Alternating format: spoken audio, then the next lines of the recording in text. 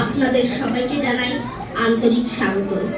আজ আমরা একত্রিত হয়েছি একটি অত্যন্ত গুরুত্বপূর্ণ ও আনন্দঘন উপলক্ষে।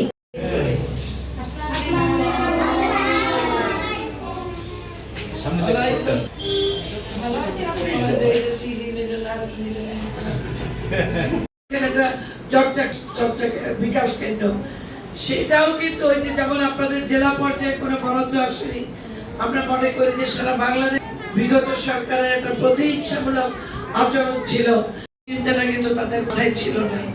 এই জিয়া রহমানই কিন্তু পরবর্তীতে আপনারা দেখবেন ঢাকাতে প্রথম বাচ্চাদের কোনো ধরনের বিনোদনের কোনো পার্ক কোনো কিছু ছিল না।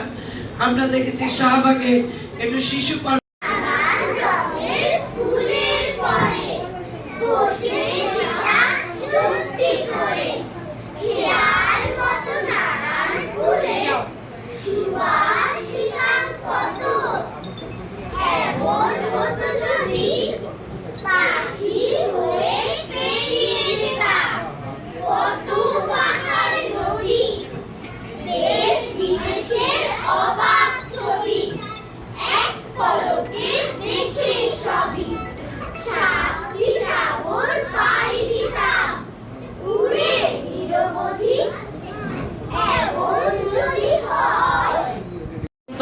সে বিশ্বচক্র, যেটা আমরা প্রথম শিশু একাডেমি শিশু পার্কে যেয়ে দেখেছি।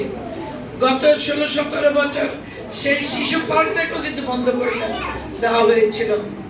তাহলে তাদের চিন্তা কি, তাদের চেতনা কি, তারা কিসের দেশপ্রেমী, কি কাজ করছে, কিসের ভাবনা থেকে তারা দেশ পরিচালনা করেছিল।